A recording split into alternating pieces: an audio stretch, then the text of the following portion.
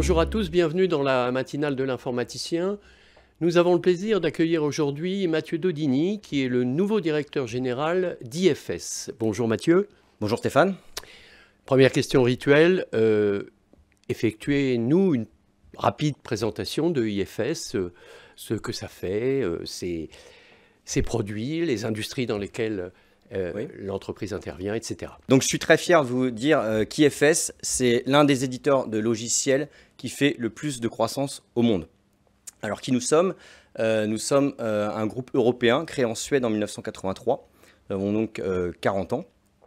Nous avons aujourd'hui 6000 employés à travers le monde, avec une grosse représentation au Sri Lanka où nous avons toutes nos équipes de recherche et développement. Nous avons une présence commerciale mondiale au travers de 4 régions, l'Amérique du Nord, l'Europe du Nord, le Moyen-Orient, Asie, Pacifique, et enfin l'Europe du Sud et Amérique latine, dans laquelle est intégrée la filiale IFS France que je représente. IFS France, dans cette région, c'est à peu près c'est plus d'une centaine d'employés, avec principalement des commerciaux, des ingénieurs avant-vente, et puis des personnes pour le service, pour implémenter les solutions que nous vendons. Ce qui fait notre spécificité, c'est la connaissance profonde des métiers pour les 6 industries que nous adressons. L'aérospatiale et la défense, la construction et l'ingénierie, l'industrie, l'énergie, les services et les télécommunications. Alors, c'est une volonté délibérée de votre part de s'adresser exclusivement à ces 6 secteurs, qui sont très importants cependant, parce que, d'après ce que vous venez de me dire, vous avez la nécessité et la volonté permanente de connaître parfaitement les secteurs dans lesquels vous travaillez. C'est exactement ça, donc c'est complètement délibéré. En fait, on a les solutions pour ces 6 industries, et même si je vais un peu plus dans le détail, on a segmenté ces 6 industries en 27 sous-industries, et c'est ces 27 sous-industries qu'on adresse. Et on adresse seulement et exclusivement ces sous-industries parce qu'on a les solutions parfaites pour adresser les problématiques des acteurs de ce marché. Notre offre, en fait, c'est 4 types de solutions que sont l'ERP, donc Enterprise Resource Planning, donc pour gérer l'ensemble du processus commercial, donc ça va de l'approvisionnement jusqu'à la vente, en passant par les ressources humaines, la finance, la gestion de projet. Une solution dite FSM, Field Services Management. Alors ça s'adresse plutôt aux entreprises de services. Et donc ça va être une solution pour aider les entreprises à planifier et coordonner les interventions des techniciens. Une solution dite EAM, Enterprise Asset Management. Donc là, ça va être pour gérer l'ensemble des actifs de l'entreprise. Et puis ESM, Enterprise Service Management, là pour gérer les besoins en service des employés, que ce soit des tickets IT par exemple ou RH. Donc c'est ces 4 types d'offres que l'on propose. Je reviens rapidement sur EAM et ESM. Quand vous dites la gestion des assets, des actifs de l'entreprise, c'est à la fois tout ce qui est matériel et immatériel ? Surtout matériel. Surtout matériel. Oui. Et c'est ESM qui va là plus gérer l'ensemble des services délivrés par les collaborateurs ou par... Exactement, c'est ça. D'accord. Voilà. Et alors je voudrais préciser aussi que toutes nos solutions sont leaders dans leur catégorie au Gartner ou dans les analyses d'IDC. Et même je rajouterai, notre solution ERP a été élue meilleur ERP de l'année 2023 au palmarès de l'informaticien. Alors un dernier mot avant de passer à un autre grand sujet, je crois pour aussi votre actualité, c'est les résultats. Il y a eu une levée de fonds importante, je crois, en 2022 et qui a valorisé l'entreprise à, en 2022, 10 milliards de dollars de chiffre d'affaires. Et vous me disiez, quand on préparait cette émission, que c'était aujourd'hui bien plus important. Effectivement, nous avions été valorisés en 2022 à 10 milliards de dollars. Il faut savoir que IFS a multiplié son chiffre d'affaires par 3 sur les 5 dernières années. Donc là, je parle au niveau groupe et on ne parle pas de petits chiffres. Donc là, on a dépassé le milliard d'euros de chiffre d'affaires sur l'année 2023. Et donc, on affiche des pourcentages de croissance qui sont complètement phénoménaux et bien au-delà de la moyenne du marché. En 2023, on a atteint 33% de croissance sur la partie software revenu et 46% sur le cloud revenu. Donc c'est tout simplement extraordinaire et c'est 3 fois plus que la moyenne des entreprises du secteur. Donc ça, c'est clairement une reconnaissance que notre stratégie commerciale et ce que j'évoquais auparavant sur le focus par industrie fonctionne. C'est vraiment, on a la solution qui répond aux besoins des clients qu'on cible. Alors, c'est majoritairement des grandes entreprises, non? Non, alors notre offre s'adresse, on va dire, à partir d'un chiffre d'affaires d'une centaine de millions d'euros. Après, on a beaucoup de clients, on va dire, dans les ETI. Oui. Et puis, on va jusqu'aux très grands groupes. Voilà. Ok. Alors, je voudrais qu'on parle d'un point qui est très important et qui, trop souvent, est galvaudé, l'intelligence artificielle. Oui. Alors, qu'est-ce que ça recouvre au sein de vos solutions et des entreprises auxquelles vous vous adressez, pardon? Un des points forts de notre solution, c'est d'avoir toutes les nouvelles technologies embarquées à l'intérieur, dont l'intelligence artificielle. Donc aujourd'hui, qu'est-ce que ça permet de faire à travers nos solutions? Eh bien, ça permet d'augmenter la productivité de l'entreprise, par exemple par une automatisation des tâches. Ça permet de réduire les coûts avec la maintenance prédictive. Ça permet d'améliorer l'expérience des clients finaux de nos clients. Et puis, ça rend de nombreux rapports de données qui vont permettre au management de l'entreprise de prendre des décisions beaucoup plus rapides.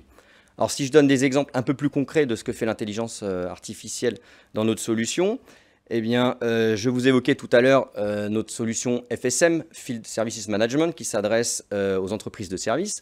Eh bien, l'intelligence artificielle, elle va automatiser et améliorer les tournées des techniciens en prenant en compte de multiples paramètres. Ça peut être des paramètres météorologiques, des paramètres de circulation, et puis des paramètres de technicité de la personne. Et même, on a été jusqu'à incorporer, là, récemment, le fait si la personne a un véhicule électrique ou thermique pour savoir, pour optimiser aussi sur l'émission de CO2.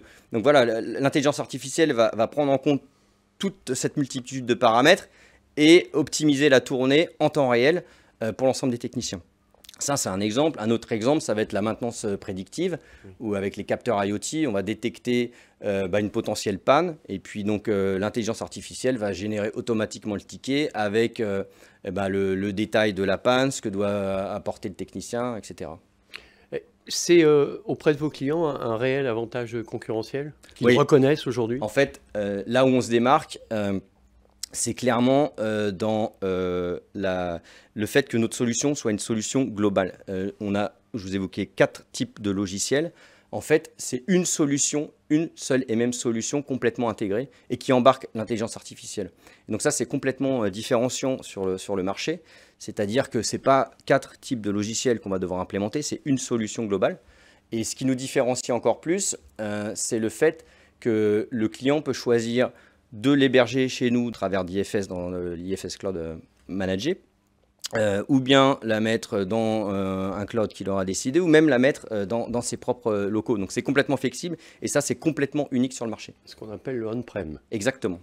Mais même si aujourd'hui, je pense, la tendance est de plus en plus vers du cloud. La tendance est complètement vers le cloud, mais il y a quelques clients qui ont besoin, pour des raisons diverses et variées, d'être on-prem, comme vous l'avez justement dit. Et donc ça, on est les seuls sur le marché à pouvoir le faire. Alors, je voudrais qu'on parle rapidement, parce qu'on a encore un ou deux sujets à voir, des perspectives 2024. Bon, vous allez me dire, on va essayer de faire de la croissance. Jusque-là, tout est normal. Mais est-ce qu'il y a de nouveaux produits, de nouveaux marchés, de nouveaux services, ou c'est dans la continuité de ce que vous faites depuis plusieurs années? Alors, chez IFS, on innove tout le temps. Et ce qu'il faut comprendre, c'est que notre solution est evergreen. Donc, notre solution IFS Cloud, il y a deux mises à jour majeures par an. Et donc, c'est dans ces mises à jour qu'on va intégrer plein de nouvelles fonctionnalités. Et à chaque nouvelle version, il y a vraiment des centaines d'innovations. Donc ça, c'est sur la base installée. Et puis, bien entendu, ça va être d'aller conquérir de nouveaux clients. Donc, toujours dans les 6 industries clés que je vous ai citées. Et là, j'en profite pour passer le message. En fait, c'est pour atteindre ces chiffres de croissance et continuer sur notre lancée, on a besoin de personnes. On recrute de nouveaux talents. Nous sommes à la recherche de profils de type commerciaux, ingénieurs avant-vente, des gens pour le service. Et donc, n'hésitez pas à nous contacter. Le message est transmis. Dernier point, et je voudrais qu'on aille très très vite parce que leur tourne, le chrono tourne, pardon. C'est quelque chose sur lequel vous insistez beaucoup, je l'ai vu sur les différents documents que vous avez, tout ce qui est RSE et gouvernance de l'entreprise. Oui. Est-ce que c'est dans les gènes parce que l'entreprise est suédoise à l'origine, même si maintenant elle est mondiale? Est-ce que c'est un sujet que vous avez pris à bras-le-corps depuis longtemps, ou est-ce que c'est pour faire, comme beaucoup de gens, être dans l'air du temps? Non, alors moi, ça fait 5 ans que je suis chez IFS. C'est clairement un sujet qui est dans notre ADN. Certainement, vous l'avez dit, parce qu'on est suédois. Et alors là, c'est encore plus vrai depuis le mois de janvier, où on a nommé une personne Chief Sustainability Officer au niveau du groupe, Sophie Graham, donc qui va être en charge déjà de promouvoir les actions de type RSE au sein de l'entreprise, mais aussi de s'assurer que nos solutions répondent aux besoins de nos clients. Alors si je vous donne quelques exemples, en interne, on s'est fixé pour objectif d'être neutre en émissions de carbone d'ici à l'horizon 2025 sur nos opérations.